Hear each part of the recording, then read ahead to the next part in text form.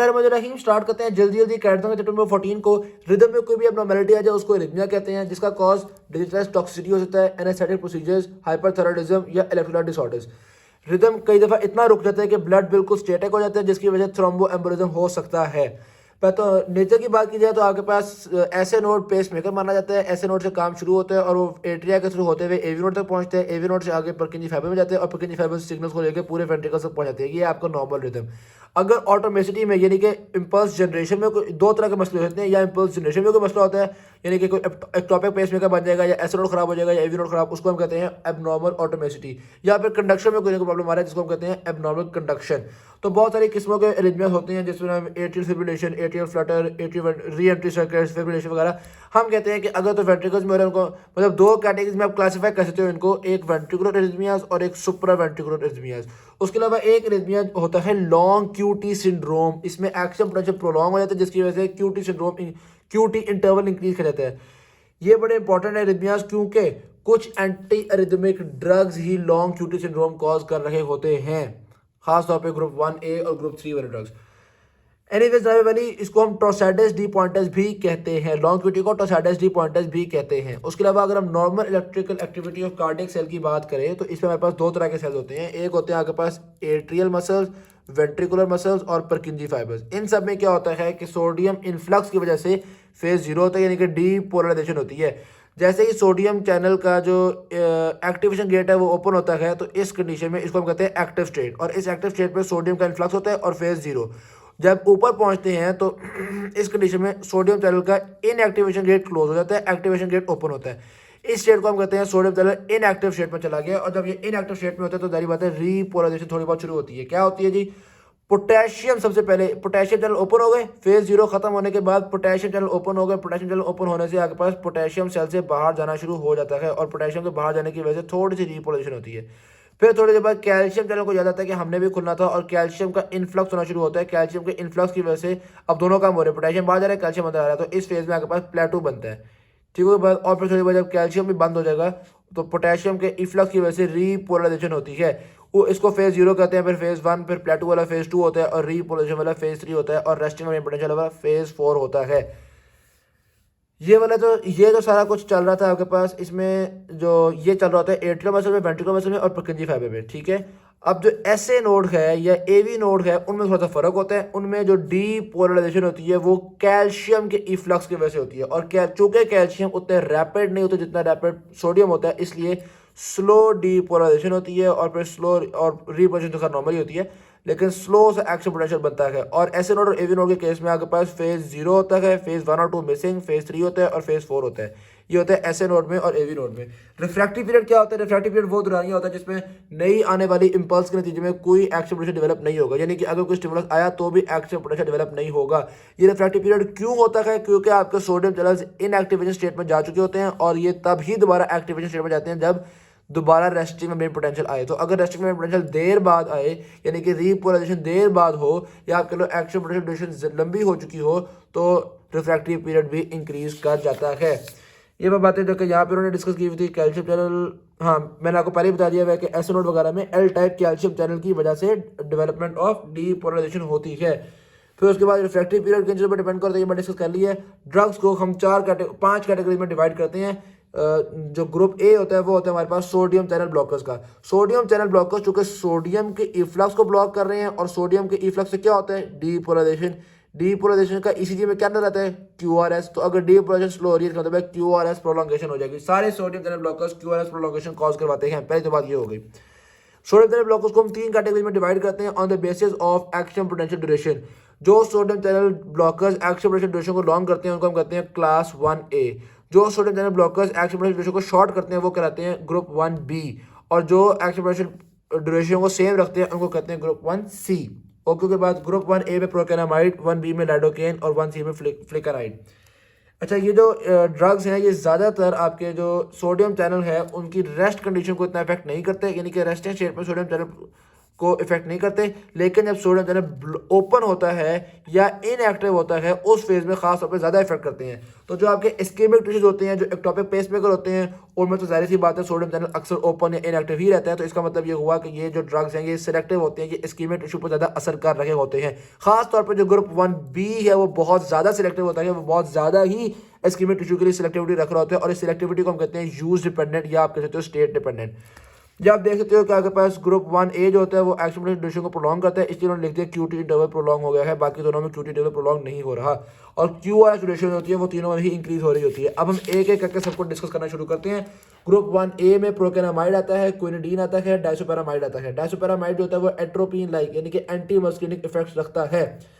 अच्छा जी, हमने कहा ग्रुप 1A जो होते हैं वो सोडियम चैनल ब्लॉकर के साथ साथ एक्शन पोटेंशियल ड्यूरेशन को लॉन्ग भी करते हैं। तो क्यों करते हैं? क्योंकि ये ना सिर्फ सोडियम चैनल ब्लॉकर है बल्कि पोटेशियम चैनल ब्लॉकर भी है, यानी कि ये रीपोलराइजेशन को देर से होने देंगे।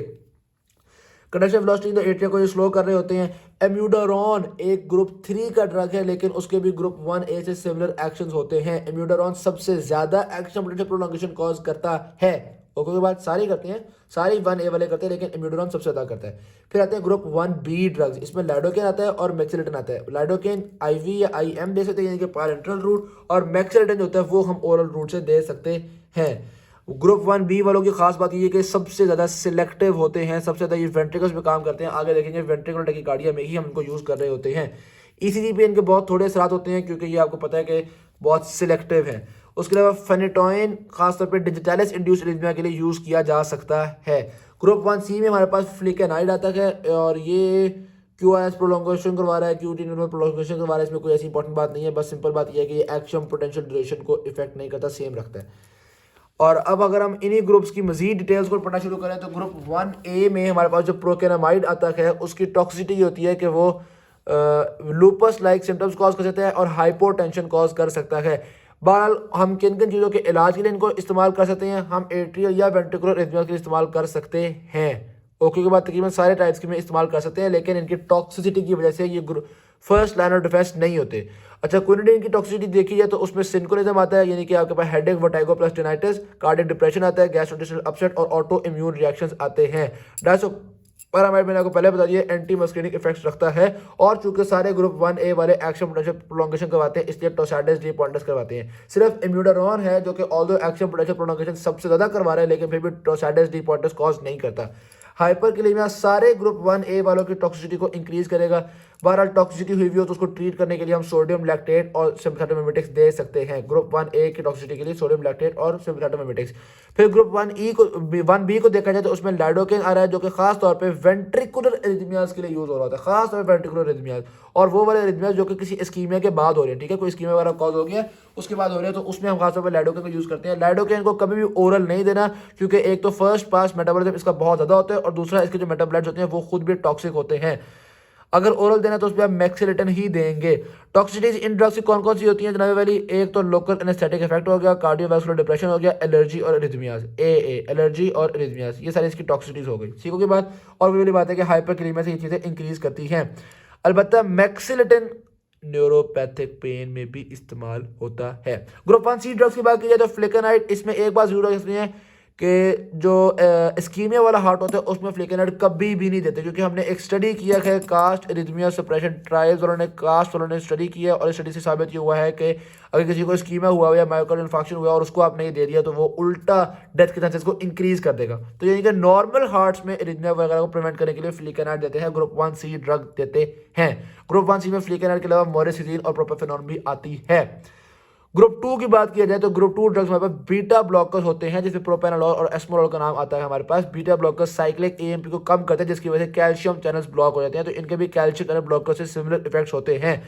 चूंकि कैल्शियम चैनल पर डिपेंड कर रहा होता है आपके AV नोड और SN नोड का पोटेंशियल, मैंने डिस्कस किया था AV नोड और SN नोड का पोटेंशियल ये कैल्शियम चैनल पर डिपेंड कर रहा होता है, इसलिए ये AV नोड और SN नोड को खास तौर पर इनहिबिट करते हैं। बीटा ब्लॉकर्स AV नोड और SN नोड को इनहिबिट करेंगे, इस वजह से PR इंटरवल को इंक्रीज करने में रोल प्ले करते हैं। इनकी टॉक्सिसिटी भी लोकल एनेस्थेटिक ही होती है।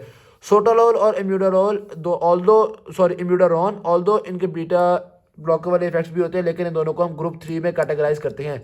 सोटालोल में तो लॉल भी आ रहा है, लेकिन कंफ्यूज ना होना। बाकी सारे लॉल ग्रुप 2 में ही आएंगे, एस्मोलॉल, प्रोपेनोलॉल, कार्बेडोलॉल, टिमोलॉल, लेकिन सोटालॉल और इम्यूडोरॉन ये दोनों जो है वो ग्रुप 3 में आते हैं। क्लिनिकल स्टडीज की बात की जाए तो चूंकि ये एवी नोड को इनहिबिट कर रहे हैं, इसलिए खास तौर पे ये एक्यूट और वो जो एट्रियल फिब्रिलेशन वगैरह होता है ना, उसको इनहिबिट करने में रोल प्ले करते हैं, ताकि वो एट्रियल फिब्रिलेशन वगैरह नीचे तक ना पहुंच सके। एक्यूट रिदम इस्तेमाल कर रहे हैं हम, क्रोनिक में इसको इस्तेमाल ज़्यादातर आमतौर पर, सॉरी, एक्यूट रिदमा में एस्मोलॉल काम करते हैं, ठीक है, इसको क्रोनिक में नहीं यूज़ करना। और क्रोनिक में प्रोपेनोलॉल, मेटोप्रोलॉल और टिमोलॉल ये आपके पास क्रोनिक में इस्तेमाल हो रहे होते हैं। ओके बाद टॉक्सिसिटी देखी जाए तो जो आम बीटा ब्लॉकर्स की टॉक्सिसिटीज होती हैं, यानी कि हार्ट को डिप्रेस करना, हाइपरटेंशन वगैरह कॉज करना, सेक्सुअल डिस्फंक्शन वगैरह कॉज करना, वो वाली इनकी भी टॉक्सिसिटी होती है। फिर आते हैं ग्रुप 3 जो कहते हैं पोटेशियम चैनल ब्लॉकर्स, यानी कि ये रीपोलराइजेशन को देर से करवाएंगे, यानी कि एक्शन पोटेंशियल रेशियो को ये प्रोलॉन्ग करेंगे, यानी कि ये QT को प्रोलॉन्ग करेंगे, यानी कि ये टोसाइटिस डिपोर्टेंस वगैरह कॉज करेंगे। ओके हो गई बात। अच्छा जी, ये इसमें ड्रग्स कौन कौन से आते हैं हमारे पास, डोफेटलाइड और इब्यूटालाइड तो आपके पास ट्रिपल है। उसके अलावा सोटालॉल जो कि बीटा ब्लॉकर भी है वो भी आता है। इम्यूडारॉन एक बड़ा स्पेशल ड्रग है जो कि ग्रुप 1A वाले इफेक्ट भी रखता है, ग्रुप 2 वाले, ग्रुप 3 वाले, ग्रुप 4 वाले सारों के इफेक्ट रख रहा होता है इम्यूडारॉन। बहरहाल इसको कैटेगराइज हम ग्रुप 3 में कर रहे होते हैं। ये एक्शन पोटेंशियल ड्यूरेशन को बहुत ज़्यादा प्रोलॉन्ग करता है। डोनाड्रॉन इम्यूडारॉन का छोटा भाई है, ये इफेक्ट भी इम्यूडारॉन से थोड़ा रखता है और टॉक्सिसिटी भी इम्यूडारॉन से थोड़ी रखती है, लेकिन बड़ा सिमिलर किस्म का ड्रग होता है। और मैंने बता दिया एक्शन पोटेंशियल ड्यूरेशन में प्रोलॉन्गेशन आएगी आपके पास। अच्छा, reduces the ability the heart to respond to rapid tachycardias and fibrillation, तो ये टैकिकार्डिया फिब्रिलेशन वगैरह में बहुत अच्छा है, खासतौर पर वेंट्रिकुलर टैकिकार्डिया वगैरह में हम इनको यूज़ कर लेंगे। उसके अलावा QT इंटरवल को प्रोलॉन्ग कर रहा है। एट्रियल फिब्रिलेशन में इसका क्लिनिकल यूज़ आ गया है, ये बात हमने डिस्कस कर ली। इम्यूडारॉन जो है वो वैसे तो बहुत इफेक्टिव ड्रग होता है, सबसे इफेक्टिव एंटी एरिथमिक इम्यूडारॉन ही है, लेकिन जो उसकी टॉक्सिसिटी बहुत ज़्यादा होती है, इसलिए हम उसको यूज़ कम ही करते हैं। टॉक्सिसिटी क्या होती है जी, microcrystalline deposit in the cornea important है, थायराइड डिसफंक्शन इंपॉर्टेंट है, और पल्मोनरी फिब्रोसिस, ये 3 इंपॉर्टेंट तो आप कम से कम याद कर लो। और यूज़ हम इसको कर रहे होते हैं एट्रियल फिब्रिलेशन फ्लटर वगैरह में। क्लास 4 होता है आपके पास calcium channel blockers. Calcium channel blocker 2 तरह के होते हैं, नॉन डाइहाइड्रोपैराडिन जिसमें वेरापामिल और डिल्टियाज़म आता है, और डाइहाइड्रोपैराडिन जिसमें आपके पास निफिडिपाइन आता है। ये निफिडिपाइन वाले जो हैं, जो कि डाइहाइड्रोपैराडिन है, उनको हमने यूज़ नहीं करना क्योंकि वो उल्टा टैकिकार्डिया वगैरह कॉज करवा देते हैं। हाँ, जो वेरापामिल और डिल्टियाज़म है ये कार्डियो सिलेक्टिव होते हैं, इनको हमने यूज़ करना है। ये बहुत ज़्यादा हाइपोटेंशन नहीं कॉज करते, ये बहुत ज़्यादा टैकिकार्डिया नहीं कॉज करते, ये बल्कि अच्छे बच्चे होते हैं। तो चूंकि कैल्शियम चैनल ब्लॉकर्स हैं, इन्होंने आपको पता है प्लेटो को भी प्रोलॉन्ग करना है, तो ये हाँ कैल्शियम चैनल ब्लॉकर्स हैं, तो ये AV नोड को खासतौर पर इनहिबिट करेंगे। तो जनाब प्लेटो वाली बात मैंने गलत कह दी थी। अच्छा, ये पीयर इंटरवल को इफेक्टिव रिफ्रैक्टिव पीरियड को इंक्रीज करेंगे और AV कंडक्शन को डिक्रीज करेंगे। ओके बात, तो ये भी आपके पास अच्छा। उसके अलावा ये जो होते हैं वो यूज डिपेंडेंट और स्टेट डिपेंडेंट भी काफ़ी हद तक होते हैं। क्लिनिकल यूज और टॉक्सिसिटी की बात की जाए तो इसको हम नोडल इरिथमियाज में खासतौर पे AV नोड को इनहिबिट करने के लिए यूज़ कर रहे होते हैं, और इनकी टॉक्सिसिटी भी आपके पास ब्लड प्रेशर को कम करना, कार्डियक कंडक्टिविटी को कम करना और AV कंडक्शन को कम करना, इसकी टॉक्सिसिटी होती है। फिर भी बात है इम्यूडारॉन भी इनसे सिमिलर इफेक्ट्स रखता है। वेंट्रिकुलर टैकिकार्डियाज में ग्रुप 4 को यूज नहीं करना, वेंट्रिकुलर टैकिकार्डिया में ग्रुप 1 और 3 को यूज करना होता है, ठीक है। ग्रुप 4 को अपने एक AV नोड को इनहिबिट करने के लिए इस्तेमाल करना है। फिर एडेनोसिन की बात की जाए तो एडेनोसिन आपके पास एक तो बात यह कि इंट्राविनस बोलस फॉर्म में दिया जाता है, जबकि ग्रुप 4 वाले जो थे वो ओरल भी देते हैं और पैरेंटल वगैरह भी देते हैं। एडेनोसिन भी AV नोड को ही ब्लॉक कर रहा होता है, तो AV नोडल एरिथमियाज के लिए ड्रग ऑफ चॉइस भी आपके पास एडेनोसिन ही है। ऑल्दो AV नोडल एरिथमिया में ये भी काम करते हैं, ग्रुप 2 वाले भी काम करते हैं, यानी कि बीटा ब्लॉकर्स, लेकिन ये सबसे इफेक्टिव होते हैं। एडेनोसिन के बारे में याद रखना, इंट्राविनसली देते हैं और इसका इफेक्ट बहुत शॉर्ट ड्यूरेशन के लिए होता है। ये फ्लशिंग और हाइपोटेंशन कॉज करते हैं, लेकिन हमें फर्क नहीं पड़ता क्योंकि इसका इफेक्ट बहुत शॉर्ट ड्यूरेशन के लिए होता है। पोटेशियम आयंस जो होते हैं ये डिजिटलिस टॉक्सिसिटी को ट्रीट करने में रोल प्ले करते हैं, यानी कि डिजिटलिस की वजह से इरिथमिया होता है उसको ट्रीट करने के लिए हम पोटेशियम आयन दे देते हैं। तो अगर पोटेशियम की कमी होगी तो डिजिटलिस टॉक्सिसिटी होगी, और अगर पोटेशियम ज़्यादा हो गया तो उसकी वजह से री एंट्री इरिथमिया हो सकते हैं। इसी तरह अगर मैग्नीशियम की कमी होगी तो डिजिटलिस टॉक्सिसिटी होगी, और अगर मैग्नीशियम ज़्यादा हो गया तो स्केलेटल मसल वीकनेस प्रेजेंस हो सकता है। इवेब्रेटिन फनी चैनल्स को इनहिबिट करते हैं, न्यू टाइप ऑफ ड्रग है, ये भी डेवलपमेंट ऑफ एक्शन पोटेंशियल को स्लो करेगा। रेनाल्डाजीन भी हम पहले पढ़ चुके हैं, partial fatty acid oxidation inhibitor भी है और फनी पोटेशियम चैनल को इनहिबिट भी करता है। जो निमोनिक हमारे पास था वो था हमारे पास सेव्ड बाय फार्माकोलॉजी, ऐसे सोडियम चैनल ब्लॉकर्स जो कि ग्रुप 1 है, बी से बीटा ब्लॉकर जो कि ग्रुप 2 हैं, पी से पोटेंशियल ब्लॉकर जो कि ग्रुप 3 हैं, और सी फार्माकोलॉजी का सी से कैल्शियम चैनल ब्लॉकर जो कि ग्रुप 4 हैं। ये जो हमने पढ़े ना एडेनोसिन पोटेशियम एंड ये सारे ग्रुप 5 में कराते हैं क्योंकि ये मिससेलेनियस होते हैं।